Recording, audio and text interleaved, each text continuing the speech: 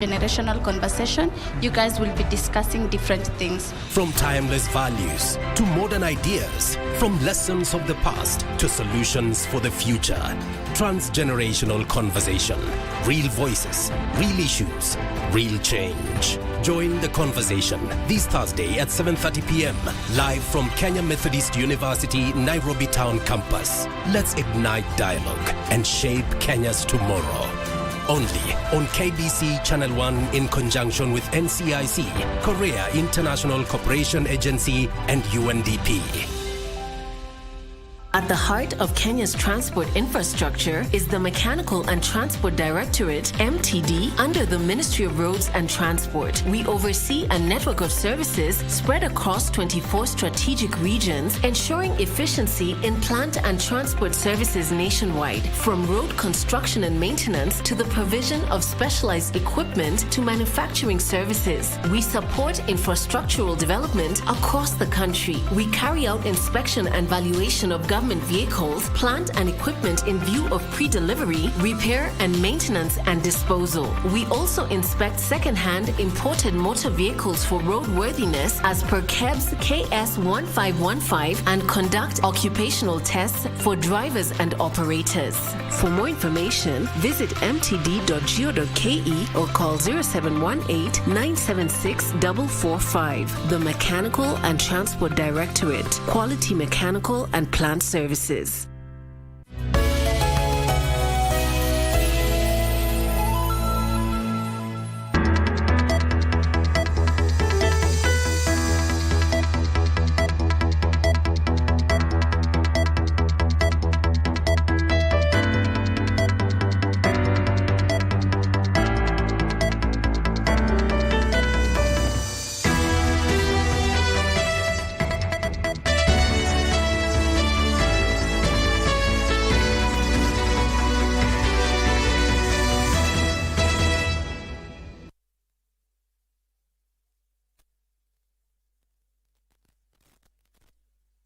And then we'll be able to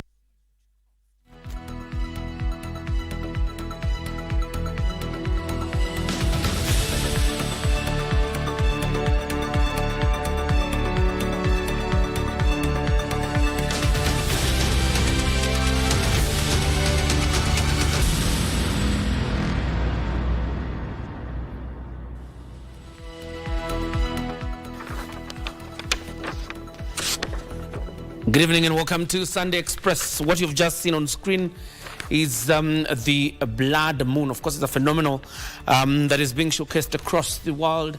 We'll be joining Regina Manyara a little bit later, of course, talking to the Cabinet Secretary for Tourism, that is Rebecca Miano. But in the meantime, he was a man with ruthless ambition, believed in what he believed in, irrespective of the consequences. We are talking about the late Minister Dalmas Otieno, who breathed his last this morning. We have details lined up for you, but welcome to Sunday Express. Let's have a look at tonight's highlights.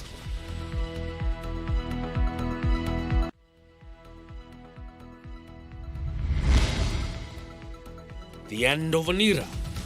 Kenya mourns the death of veteran politician Dalmas Otieno.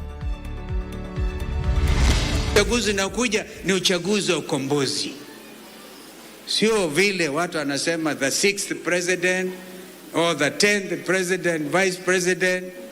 This is serious. Seeking a united front, opposition rallies the youth, promises to back a candidate to challenge Ruto in 2027. Let's seize this moment to build a partnership that delivers lasting and meaningful impact for our peoples today and for generations yet to come. And give to Caesar what belongs to Caesar. President William Ruto hails the united call by Africa and the Caribbean for reparatory justice.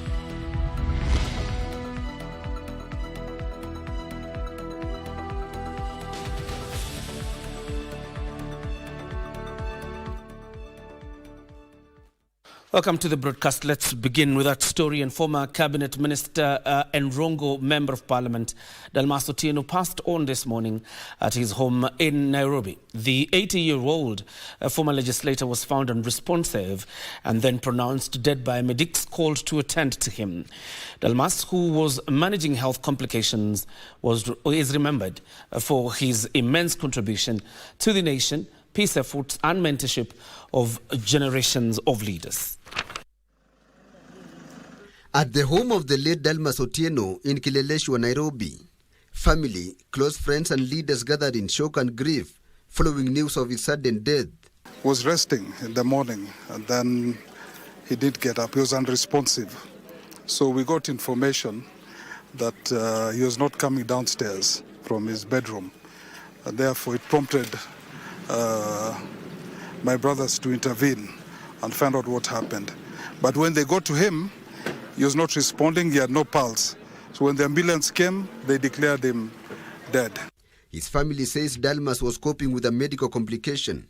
He had been well, just normal things, blood sugar, blood pressure, but that was very well managed for 43 years, so that wasn't the case. It's just that maybe he became hypoglycemic. Later, a convoy escorted the body to Lee Funeral Home, where relatives, political leaders continue to stream in. All of us knew Dalmas. Dalmas was tall in everything. Tall in stature, tall in politics, tall in knowledge. And we from Migori County, we have lost somebody who was quite tall. The demise of Honorable Dalmas Otieno, who was my predecessor, of my family, and on behalf of the people of Rongo constituency, we pass our condolences to the family. And we pray that the Almighty God rest his soul in eternal peace. He was also a peacemaker. He has served the country as an envoy who has been sent out of this country to go and bring peace in other countries, including Sudan. And Kenya has lost an icon. Kenya has lost a brain. In Kangeso village, Rongo constituency, Migori County, news of the sudden death of their neighbor and former long-time member of Parliament Dalmas Otieno Anyango is sinking in. His half-brother, former chief Maurice Ario, fondly remembered Dalmas as a visionary who was instrumental in the establishment of banking institutions, cooperative societies, and several other development initiatives in the region, including sponsoring the education of numerous students.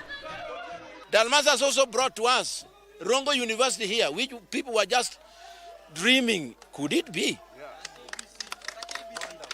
And all those he brought, and KCB Bank, people could not remember that those could happen here. A neighbor, Onyango Ngere, added that Dalmas would be particularly remembered for its efforts in advocating for the adjustment of the retirement age for civil servants from 55 to 60 years. I think all Kenyans will remember him for that. Up to date, we are getting that. His brain, but this when he was in that government of Kibaki. We can still remember him as workers of this country, that Dalmas brought this 60 years retirement age. With a long career in civil service spanning 35 years, the late former cabinet minister will be remembered as a key figure in Kenya's governance and also as a powerful and fluent orator. President William Ruto led Kenyans in eulogizing Dalmas Otieno for his visionary leadership. In his X account, Ruto said he was sharp, progressive and industrious, a statesman whose ideas and leadership will continue to shape generations. Ruto termed his passing as a great loss to Kenya. Prime Cabinet Secretary Musalia Mudavadi recollected his days in the cabinet with the late Dalmas, eulogizing him as a public servant with an unmatched commitment, discipline and passion for the progress of our country. Speaker of the National Assembly Moses Wetangula extolled Dalmas' calm demeanor, intellect and ability to bridge divide as ideals that made him a voice of reason and an example of principled leadership. Interior Cabinet Secretary Kipchumba Murkomen remembered Dalmas for his measured approach to issues, integrity and independence of mind. Deputy Chief of Staff, Delivery and Government Efficiency Eliud Owalo, who had a working relationship with the late Dalmas spanning 30 years, eulogized him as an exceptionally brilliant and composed leader, articulate, visionary, and a shrewd businessman with an unwavering passion for Kenya's socio-economic development. Homa Bay Governor Gladys Wanga remembered Dalmas for his strong leadership and significant contributions to Kenya's development agenda that had earned him immense respect and admiration across the country. Tilio Marco for Sunday Express. And of course, our condolences go to the family of Dalmas Otieno on this very huge loss. But the question, of course, is who was Dalmas Otieno Anyango? The veteran politician was on the 19th of April, born on the 19th of April 1945 in Kangeso village of Rongo constituency, that is in Migori. He rose to public limelight when he joined Parliament in 1988 to serve as the Rongo MP, which he retained for years. Here is Giverson Minor with the life and times of the late former MP and cabinet minister. Dalmas Otieno, a Strathmore School old boy, joined the Kenyan political elite in 1988 when he contested and won the Rongo parliamentary seat. Impunity in this country. He advanced his political career after President Daniel Moi appointed him as Kenya's Minister for Industrialization from 1988 to 1991, and later that year he became Minister of Labor. He also served as Minister for Human Resource Development and as a Minister of Transport from 1991 to 1996. Dalmas Otieno maintained his support for the government side until 2007, when he joined Raila Odinga in opposition politics. In 2008, Dalmas Otieno was appointed Minister of State for Public Service. In 2014, Dalmas made an unsuccessful attempt to establish his political dominance in the Nyanza region by founding a political outfit to rival Raila Odinga's ODM in South Nyanza. In 2014, Dalmas made an unsuccessful attempt to establish political dominance in the Nyanza region by founding a political outfit to rival Raila Odinga's ODM in South Nyanza. This move later cost him his parliamentary seat in 2017, which he lost to Paul Abwor. In 2022, Dalmas joined Uhuru Kenyatta's Jubilee Party to run for the Migori gubernatorial seat, but was defeated by ODM's Ochilo Ayako. Dalmas Otieno served as vice chair of the Salaries and Remuneration Commission (SRC) from August 2018 until 2022, when he resigned to contest for a political position. Giverson Minor, Sunday Express. Away from the death of Dalmas Otieno, Kenya has now proposed to the strengthening of the African-Caribbean community, that is CARICOM, repatriations working group by mobilizing greater support and resources. President William Ruto made the proposal during the second Africa-Caricom Summit in Addis Ababa, Ethiopia. The Africa-Caribbean Community Summit seeks to strengthen political, economic, cultural and diplomatic ties between Africa and the Caribbean for shared prosperity and cooperation.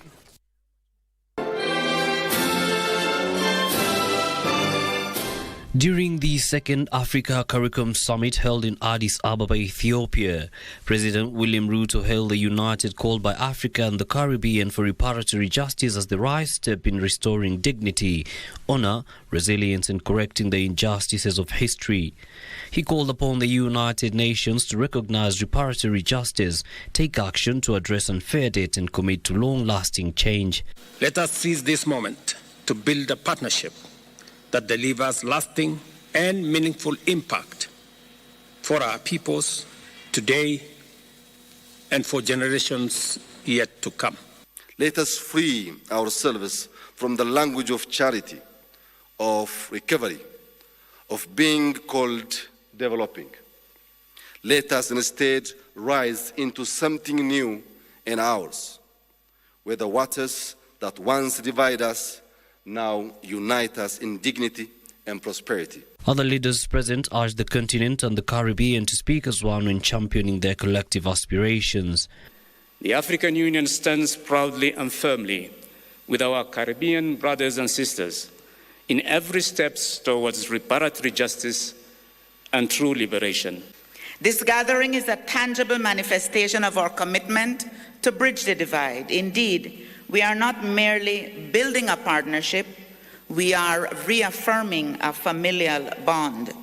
President Ruto, on his part, stated that Africa and the Caribbean can ensure that reparations not only speak to the injustices of the past, but also inequalities of the present and a promise of the future.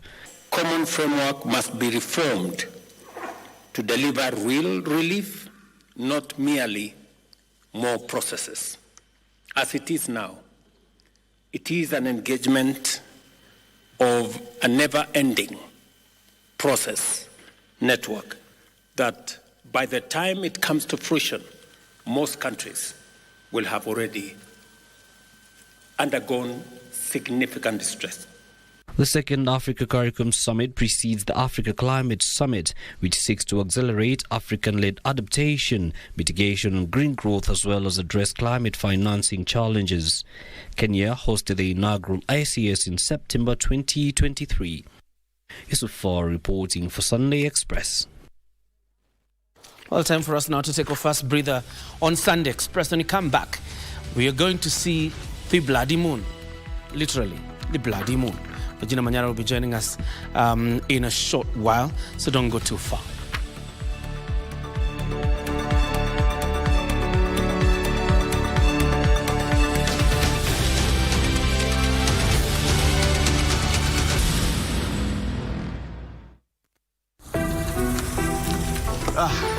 Mimi wewe. Twende? Boss. Uko sawa? Niko sawa. Ni vile niko na calls mingi. It's a busy day, you know. Kazi lazima ichape.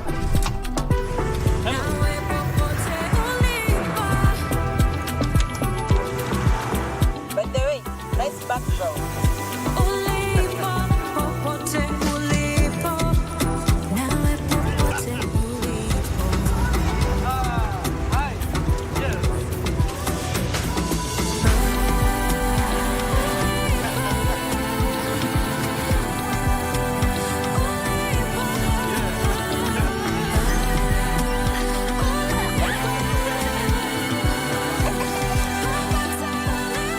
Faster speeds, better experiences. Over 50 million Kenyans. One network. Safaricom. Popote ulipo.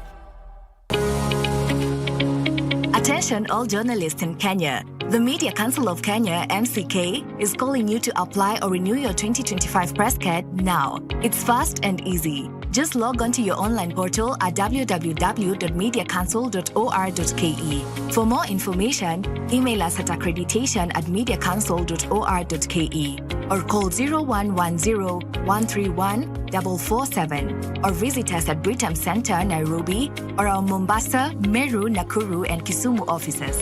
You can report violations or press freedom issues by calling us on 0702 222 111. Stay legit. Carry your press card on duty. Always ready, always professional. MCK, promoting press freedom and responsible journalism. What happens when the wisdom of yesterday meets the dreams of today? When our elders share their journey and the youth bring their vision of tomorrow? This is Transgenerational Conversation, a powerful town hall where generations sit side by side to listen, to challenge, and to learn from each other. I feel like the answers are with us. If we listen to the issues and act upon them, I'm sure that the next time you're sitting on a transgenerational conversation, you guys will be discussing different things. From timeless values to modern ideas, from lessons of the past to solutions for the future. Transgenerational conversation. Real voices, real issues, real change. Join the conversation this Thursday at 7:30 p.m. live from Kenya Methodist University, Nairobi Town Campus. Let's ignite dialogue and shape Kenya's tomorrow. Only on KBC Channel 1 in conjunction with NCIC, Korea International Cooperation Agency, and UNDP.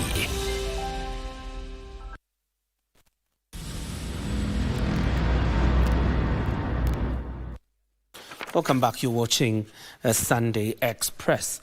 Now, the United Opposition bigwigs have rallied young Kenyans to register en masse as voters ahead of the 2027 general elections. Speaking separately, Wiper Party leader Kalonzo Musyoka and DCP leader Rigathi Gachagua said the United Opposition would front a single candidate to challenge President William Ruto in what they term as revolutionary elections in 2027. Our political reporter Kioria has the details. Wiper Party leader Kalonzo Musyoka attended church service at AIC Kasina in Mlolongo, Machakos County, where he rallied the Gen Z to register as voters and prepare for a revolutionary general 7. The Wiper Party leader challenged young Kenyans to honor the lives of Gen Zs who government protests by participating in the next general elections. Hii uchaguzi unakuja ni uchaguzi wa ukombozi. Sio vile watu wanasema the 6th president or the 10th president, vice president. This is serious. This is a revolutionary moment. If we get it wrong, this country will never be the same again. Kalonzo accused the Kenya Kwanza administration of betraying the sovereignty of the nation by allowing Jubaland forces to disturb peace in Mandera County. When you have a foreign military occupation, it is not for the police kwenda kukabiliana na hawa. Therefore, Minister anayehusika should have addressed this issue. The Minister for Defense. Ananyamaza kimya, Rais mwenyewe ananyamaza kimya, watu wa Mandera walia. Sentiments echoed by DAP-K party leader Eugene Wamalwa. Wale wanajeshi wa Somaliland watolewe kule Mandera, wananchi wa Mandera wakae kwa usalama. Mtawaombea jamani. Na tutaki tusikie Murkomen. Jambo hili linaguza waziri wa ulinzi. Does this country have a CS of defense or not? Wangapi wanasema Rigiji apigania kiti ya urais? Similar calls for support of the United Opposition were made by DCP party leader Rigathi Gachagua. Voters to support the candidate who will be fronted by the United Opposition in 2027. Sasa nataka kuuliza niunge mkono nisimame rais nifukuza huyu Kasongo. Nishuk Washira, Sunday. The Nairobi County government has directed public service vehicles to ensure they switch off their engines when in parking in an effort to reduce emissions and minimize air pollution in the city. Speaking during the International Day of Clean Air for Blue Skies in Nairobi, the County Chief Officer for Environment, Geoffrey Musiria, described the current air quality in the city as moderate, adding that there needs something needs to be done to reduce the emissions. Nairobi County joined the rest of the world in marking the International Day of Clean Air for Blue Skies. The commemoration was marked with a procession to Uhuru Park, bringing together the youth, transport associations and clean air among other stakeholders. Calls were made on the county government to put more effort in curbing air pollution. Pale kwa slums, wamama wengi wameweka biashara kwa kando ya barabara. Na hiyo emission ya gari inaumiza sana. Tunapata magonjwa mengi ambayo yanatokana na air pollution, kama tuko na lung cancer, tuko na heart diseases, tuko na pia early termination of pregnancies, ama watoto wanazaliwa wakiwa na ulemavu kutokana na zile athara, ama kina mama kuathirika kwa sababu wanapata effects za air pollution. Ningeomba serikali kama ingeleta sana awareness kwa watu wa magari sana. Juu gari kama imeharibikia mahali pale ipelekwe garage. Pia nimeona banners zimewekwa huku town za kusema switch the engine. Nairobi County Chief Officer for Environment Geoffrey Musiria described the current air quality in the city as moderate, adding that the county government is enforcing various measures to curb air pollution. All the industries, factories at one specific place so that they be moved away from residential area to minimize air pollution that is happening within estates in Nairobi. The International Day of Clean Air for Blue Skies is designated by the United Nations General Assembly on 7th September annually to strengthen international cooperation in improving air quality and reducing air pollution. Tilio Marco for Sunday. History was made at the Vatican in Italy on Sunday as Pope Leo XIV presided over the canonization of 2 saints, including the Catholic Church's first millennial saint. Thousands of priests and Catholic faithful converged at the St. Peter's Square to witness the official recognition of Carlo Acutis and Pier Giorgio Frassati as saints of the Catholic Church.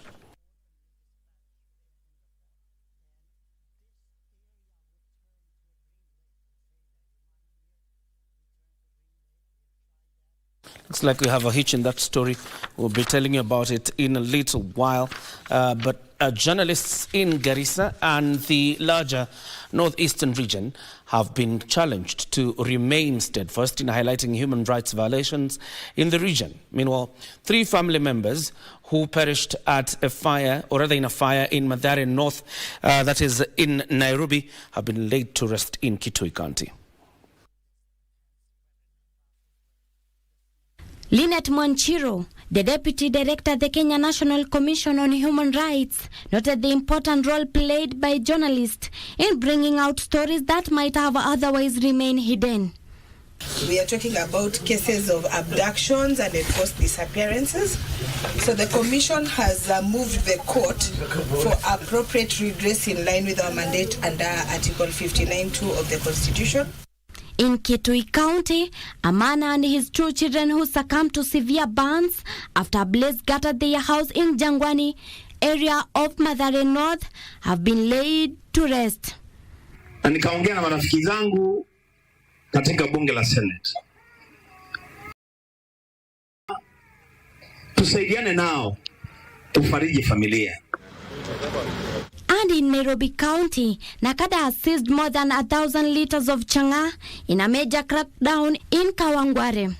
Officers also recovered brown sugar, copper wires, molasses, and nylon packaging papers used in the production of the illicit brew. And we're working closely with the members of the public, because if they share information, we are ready to act. So I want to thank our Regional Police Commander Nairobi for assisting us with the officers also, who are in support, as you can see here with me. Still in Nairobi, hundreds of Muslims took to the streets this weekend in a peaceful procession to celebrate Muhammad, a key event in the Islamic calendar known as Muhammad an-Nabi. Leo na kesho kuendelea matibabu ya bure, kwa sababu miongoni mwa maqasidul Islam, objectives za Kiislamu, mojawapo ni kuangalia afya ya mwanadamu. Kwa hivyo matabibu ambao kwamba ni experts, madaktari katika nyanja mbalimbali wako katika uwanja wa Masjid al-Huda South B, wanawaangalia wagonjwa bure kabisa. Finally, the Ministry of Trade and Industry has initiated a partnership with stakeholders to invest in the industrial sector, creating job opportunities for young people in the country. As a government, we fully support such technology transfer initiatives, particularly those that promote circular economy practices and help us reduce electronic waste. Case Kimirei, Sunday Express.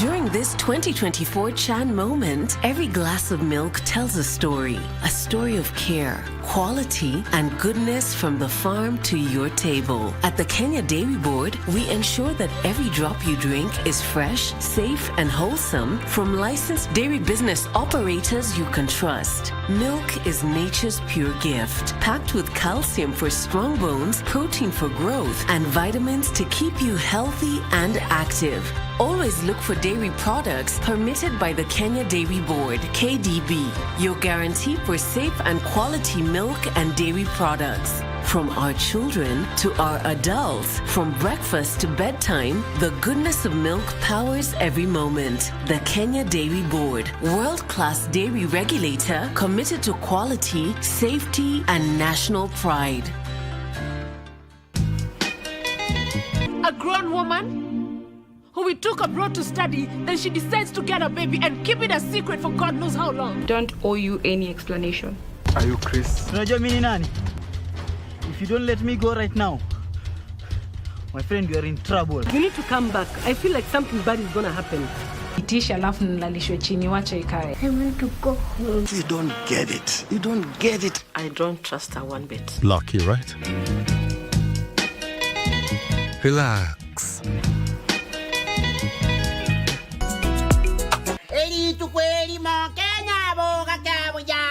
Habari yako? Mshuli mama. Unafanya nini chini ya meza? Kumbe ni wewe. Nipatie pesa yangu. Niko na followers wengi sana. Ngapi? 37.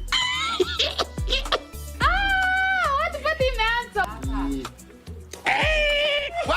Umetumia mkono paya. Yoyo. Nyamazeni nyinyi. Mkaka alipata ajali sukukani. Tulisikia pikipiki imepita tu. Vuk. Nyingine katupita. Vuk. Alafu tukasikia. Anyway, kwani nijasikia? Tuongezwa mshahara nini? Mkaka alipata accident. Nilijua.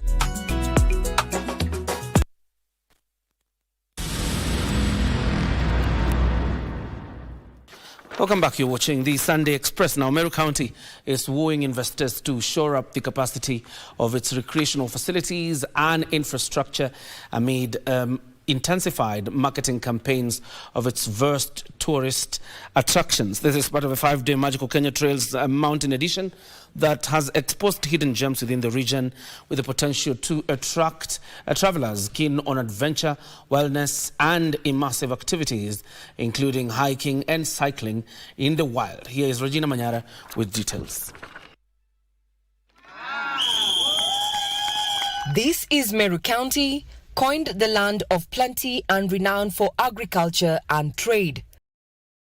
As tourist attractions, including parks and Mount Kenya itself, Meru is yet to capitalize on these resources. When people come for camping, they can have the facilities that they require, probably even for an overnight sleeping, which in turn will bring revenue not only to the national government, but also to the county government, and also creating employment opportunities. To correct this, the leadership is on a charm offensive, eyeing investors in the hospital. Happy that we are partnering henceforth to be able to open up tourism within the Meru region, and specifically here at Lake Ellis. Key priority areas include accommodation facilities and improved infrastructure. The idea behind this is that we are opening up the Mount Kenya circuit in terms of adventure, in terms of sports running, in terms of wellness, and in terms of even cultural immersion of the visitors who come into these places. Meru County is leveraging the Magical Kenya Trail series to unlock its hidden gems. Being in outdoor feels like you feel like you are with Mother Nature, and she kind of energizes you. On a very constant and regular basis, Kenyans, especially in hiking groups, are visiting these areas, experiencing what the attractions are, and for those in that ready state, what we are focusing on is pushing the numbers, getting more people to visit and enjoy.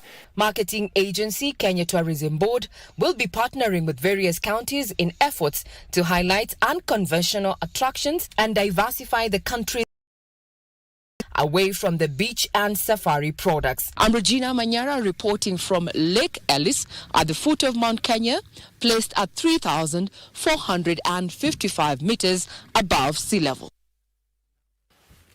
Currently in Samburu, we're trying to get a hold of her, of course, to see that sight of the bloody moon, Well, if we don't, I'm sure you've been able to catch it from where you are. But it would have been interesting, obviously, to catch it from Samburu, and, of course, a conversation with the Cabinet Secretary for Tourism, that is Rebecca Miano. But let's switch gears now and head over to sports. Daniel Wahome is on set. Wahome, over to you. Thank you very much, John Jacob Kioria. And let's start with the youth of the country. The Kenya under-16 girls basketball team suffered a heavy 29-92 loss to Egypt at the ongoing FIBA under-16 Women's AfroBasket 2025 Championship in Kigali, Rwanda. Egypt began the game the better side, dominating on all fronts. As they took a 21-5 lead after the first quarter, they continued with that dominance in the second quarter, restricting Kenya to just 9 points as they scored 20 points to take a 41-14 lead at halftime. Egypt collected 22 and 29 points in the third and fourth quarters, respectively, with Kenya only managing 7 and 8 points, respectively, as the final whistle sounded, with Kenya suffering a 29-92 point loss. The Kenyan girls will play Cameroon in the next game on Wednesday.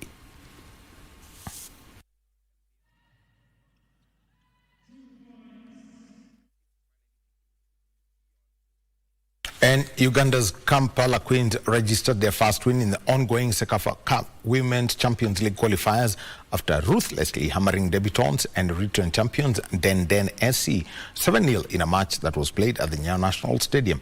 Frederick Moki has the details.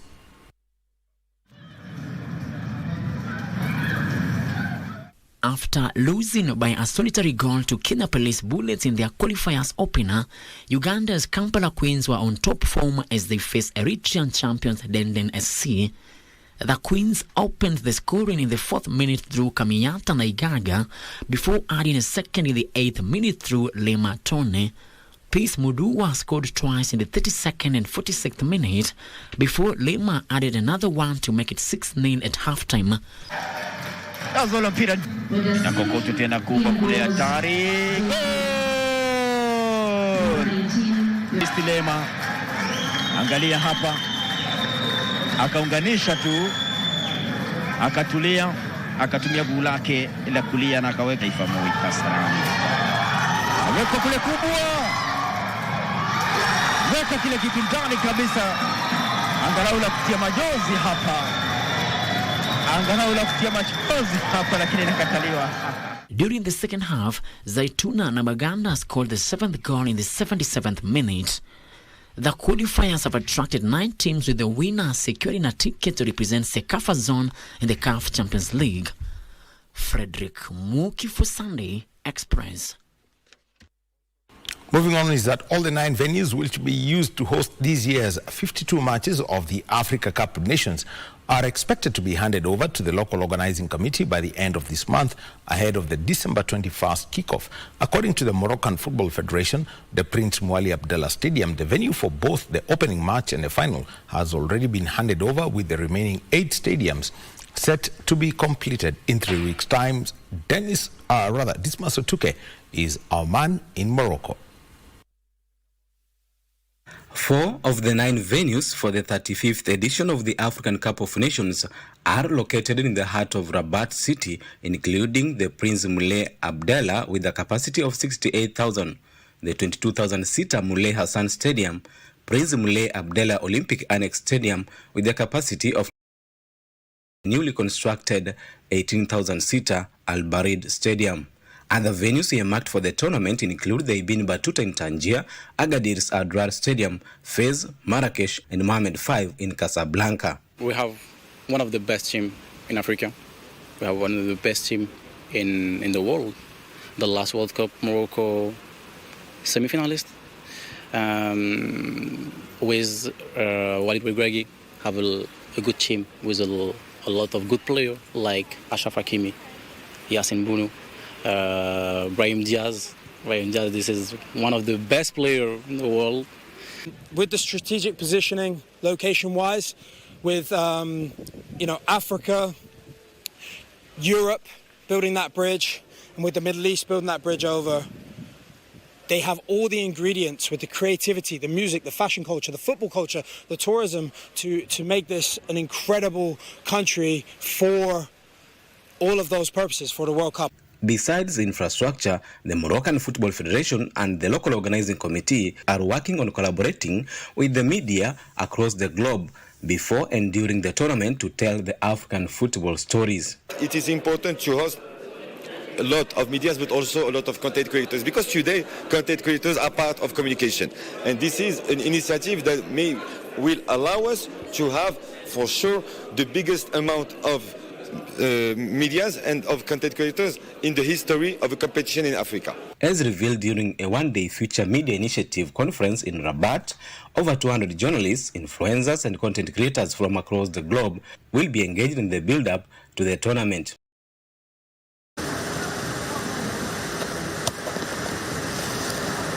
The Mohammed VI Sports Complex, located in Rabat, Morocco, will be among the venues which will be used by teams for training during the 35th edition of the African Cup of Nations, which will be held between December this year and January next year. For KBC Channel 1 Sports from Rabat City in Morocco, my name is Dismas Otuke. Mabruk Otuke. Now, the inaugural Tennis Nellions Cup, which attracted over 120 players, culminated this afternoon at the Parkland Sports Club in Nairobi. Kenya's tennis top Cream Ismail Changawa won the men's singles title after beating Albert Njogu by straight sets of 6-3, 6-2. While the ladies' title was won by Faith Urasa. Urasa claimed victory over Nancy Kawera. The championship was aimed at giving Kenyan budding players a chance to showcase their skills and talent.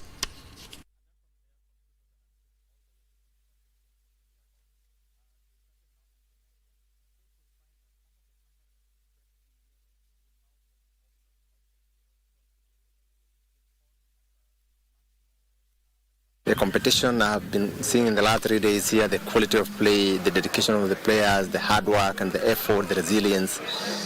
I think this country, people can go very, very far with it in case there is right support and the opportunities to actually compete and, and improve your skills. I've seen a lot of talent. I'm very surprised by the turnout and the quality, to be honest there. And the Kenya National Cadet and Junior Wrestling team collected a total of 7 medals during the African Beach Wrestling Championship held in Casablanca, Morocco.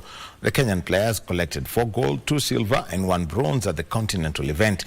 Jemima Nahumicha won gold in the 65 kg under-17 division. Ivone Masibo won the gold in the 57 kg under 20 years category, as Janet Ngwesi was crowned champion in the 65 kgs under 15 years event, while Faith Wamalo won gold in the 70 kgs under 20 years category. The silver medals were won by Joy Shaling in the 50 kgs under 15 years category and Devonta Ashley Odongo in the 70 kgs under 20 years category. The only bronze medal was won by Joyce Lichuma in the 55 kg under 17 years category.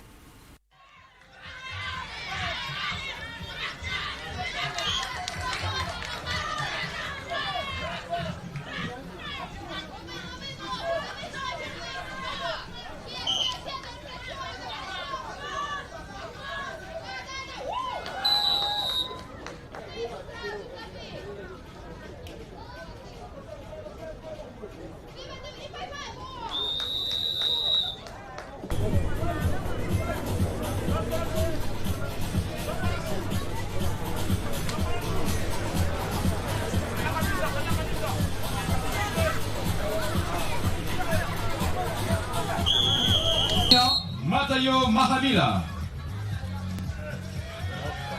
Oh, surprise!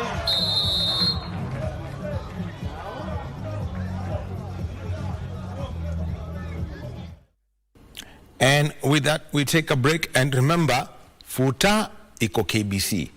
The disappointment of Friday night, redemption comes on Tuesday. Kenya against the Seychelles, and it's going to be the FIFA World Cup qualifiers. So hold out for that. We'll be taking a break, and when we get back, I think we should be getting into the blood moon viewing.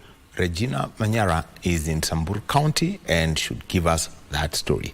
Over to you, JJ, after this break.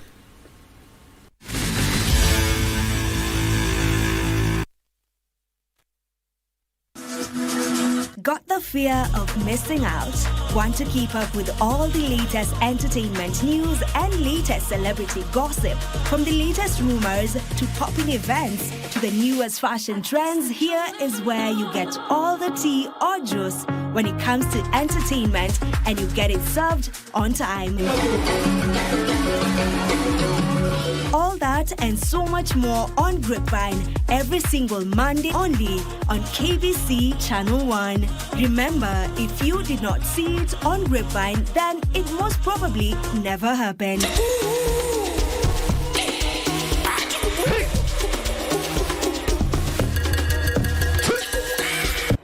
Are you ready for the next big thing in tech?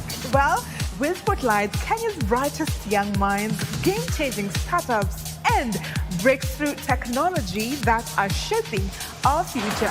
From AI and robotics to sustainable futures, we bring you the stories behind the scenes. KBC Channel 1. Remember, tech starts here.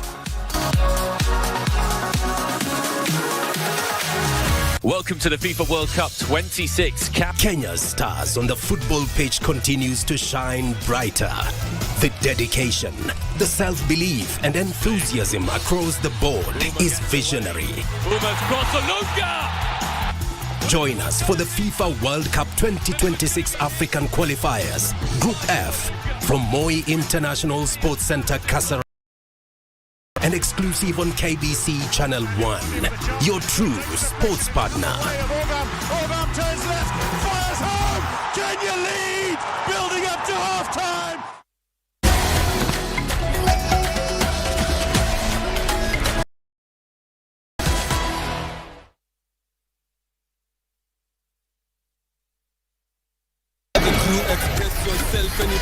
Buy the new Be Lifetime bundle. Dial *544#.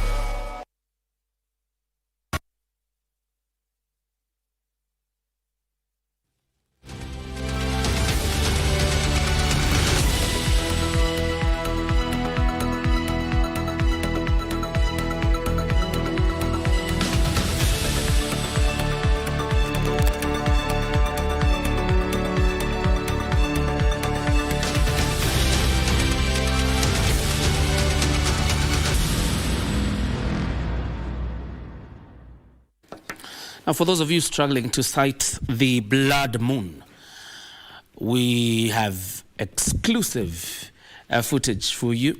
And now we join Regina Manyara, who is in Samburu, and we'll be talking to the Cabinet Secretary Tourism. But there goes the blood moon, live from Samburu. Regina, over to you.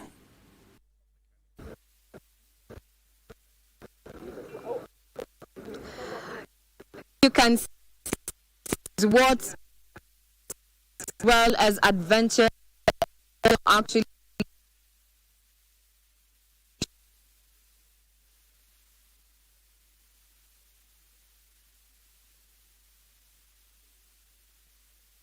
John Jacob Kioria, I know you come from the Gema community, and I know you refer to the moon as Mweri, and so do I, coming from Meru. Now, this actually marks a change of tides when it comes to matters of Kenya's broad tourism offerings, and stakeholders in earlier conversations when they launched this particular niche product, they said that this is a high time that various counties, given the advantages that they have, the latitude and as well as lack of air, light pollution, can take advantage of this particular product. We're talking about stargazing.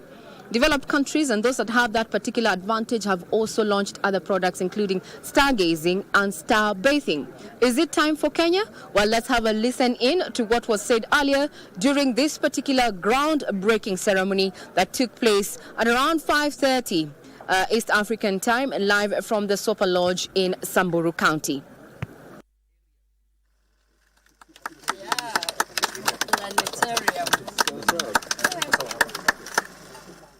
Embracing astrotourism is one of Magical Kenya's tourism wonders. It attests to our enduring commitment to innovation and sustainable tourism. Besides being a bold step in diversifying our offerings, It makes the twinkling of stars a sensation that only those like us who straddle across the equator can claim better than many. And so by leveraging this geographical advantage, we seek to nurture an indigenous, inclusive, and innovation-driven space sector that contributes to economic diversification and job creation. In addition to the big five, we have the special five. So Samburu is not only big, it's also very special. And I want to, some of you, my friends, not only who are very good ambassadors for Kenya's tourism, to also be very good of tourism in these parts of the world, northern Kenya, because we offer some very special products that are not found anywhere else. Now, that was what was said by various stakeholders earlier during the particular launch of this astro-tourism experience, the very first for Kenya. And according to marketing agency Kenya Tourism Board, is that now Kenya will not just be pushing for an all-year-round tourism calendar to just look at the beach, immersive experiences, as well as safari. Now Kenya is fully, within the astro-tourism spectrum. From the Kenya Space Agency said that this particular experience that has taken place here, and we had various sightings even within Nairobi there, and as well as Nanyuki, it indicates that there is room for investment in Masters Astro, or rather space investment, saying that it will also open up an opportunity to study and also do job creation. Further, we are also going to be looking at the Ministry of Tourism now promoting and investing more in such places that have little or no light pollution. I'd want my camera person to actually just give you a glimpse of the sky as it is here, unlike what you would be experiencing, especially in urban and peri-urban areas of Nairobi, Kisumu, and even probably Mombasa. You're likely to see the lights, the flickering lights, but then from where you are, you're seeing a clear sky. Let's just give you a glimpse of the sky from Samburu as we wait for the Cabinet Secretary in charge of tourism, that is Rebecca Miano, who was on a small brief tour of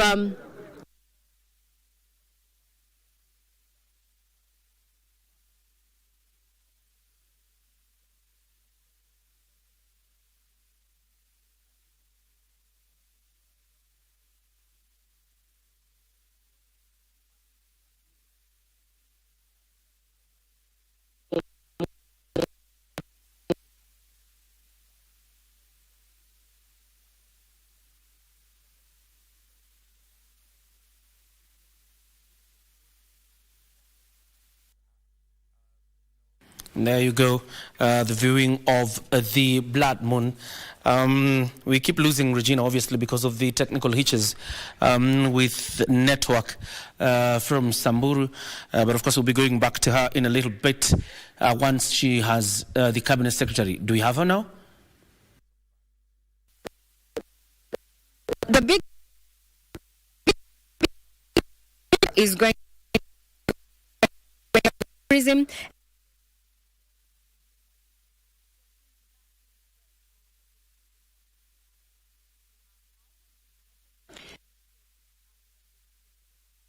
Astro-tourism,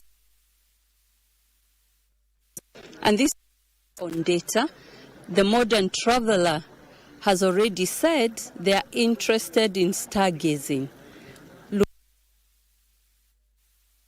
becoming very, very popular. It is on demand, and that's why today we are launching astro-tourism as a product to diversify what we already have. This will require a lot of cooperation from government, from county governments, private sector, investors. This product will be very, very special to Kenya. One would ask, why Samburu? Because Samburu, the sheer location, very near it, makes it ideal for this. And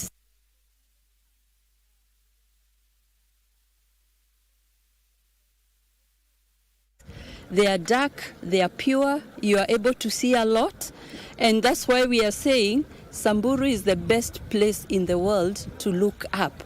And today we have seen more stars than we have seen in recent times. Your ministry has been at the forefront working with the Kenya Tourism Board to just diversify the tourism portfolio. Would want to confirm going forward if now Kenya is going to be fronting Afro-tourism as a niche product for Kenya.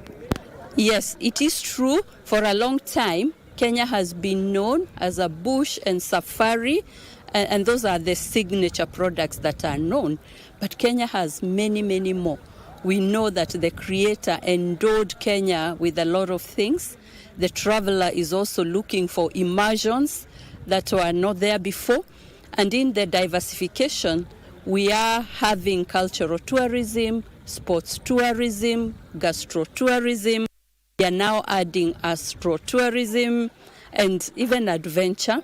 So all this is in a bid to diversify the products we have in order to meet the need of a modern, to make tourism sustainable, attract more for our people, economic empowerment, because tourism is one of the fundamentals and a strong pillar for economic development in this country. Very well said. Thank you very much, ma'am, for your time. There you have it, John Jacob Kioria.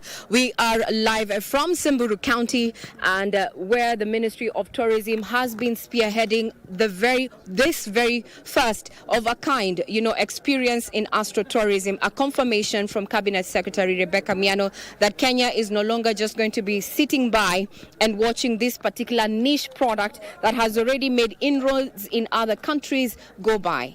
Now Kenya is going to be offering not only beach, wildlife, but also astro-tourism. I'm Regina Manyara. I hand it back to you, Broadcasting House. Back to you. Thank you very much, Regina. Indeed, an insightful interview there with the Cabinet Secretary, the Ministry of Tourism, that is Rebecca Miano. And of course, you can hope that Kenya's tourism continues to make strides, growing and leaps. And this is where now we put a cap to Sunday Express. Thank you very much for joining us. And we thank you for your company. Have yourself a fantastic night and a good week ahead. God bless you.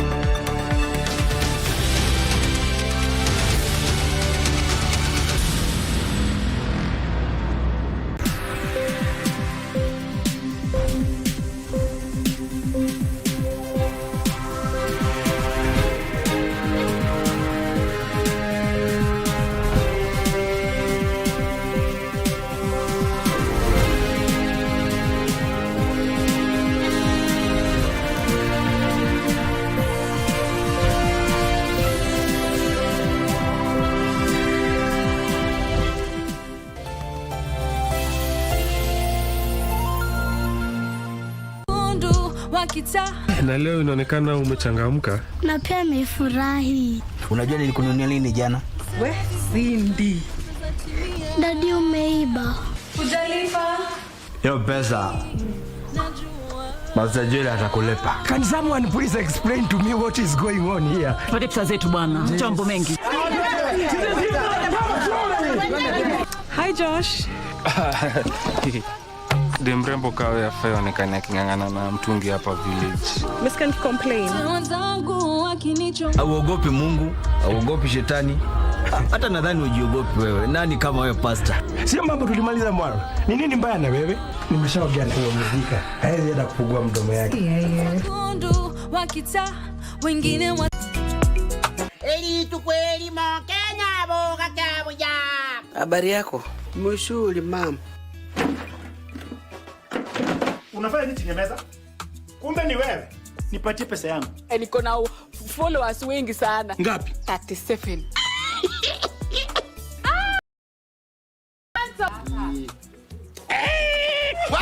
Umetumia mkono mbaya. Nyamaseni nyinyi. Mkaka alipata ajali sukukani. Tulisikia pikipiki imepita tu. Vuk. Tupita vuk. Alafu tukasikia. Anyway, kwani nijasikia? Tuongezwa mshahara nini? Mkaka alipata accident. Nilijua. Got the fear of missing out? Want to keep up with all the latest entertainment news and latest celebrity gossip? From the latest rumors to popping events to the newest fashion trends, here is where you get all the when it comes to entertainment, and you get it served on time. All that and so much more on Grapevine.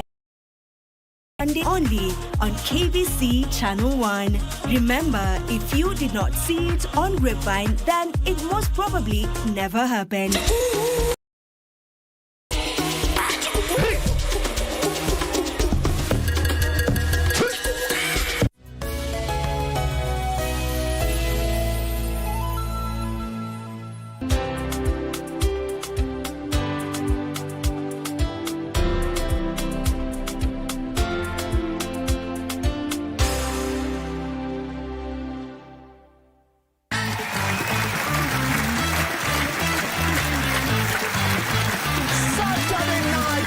Live from 10 p.m. kwa this TV station.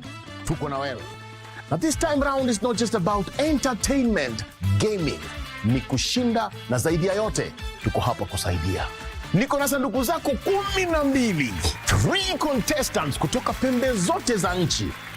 Zawadi kibao na games za weekly jackpot. Na ukiuma nje, iko spin corner. Angukia yako.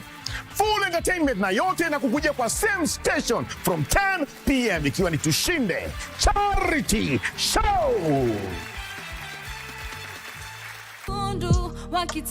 Na leo inaonekana umechangamka. Na pia nimefurahi. Unajua nilikununia nini jana? We, Cindy. Dadi umeiba. Ujalipa. Yo pesa. Master Joel atakulepa. Can someone please explain to me what is going on here? Tupate pesa zetu bwana. Chombo mengi. Hi Josh. De mrembo kawe afai onekane akingangana na mtungi hapa village. Miss can't complain. Auogopi Mungu, auogopi shetani. Hata nadhani ujiogopi wewe. Nani kama wewe pastor? Sio mambo tulimaliza mwana. Ni nini mbaya na wewe? Nimeshaongea na kuamuzika. Haezi hata kufungua mdomo yake. Wengine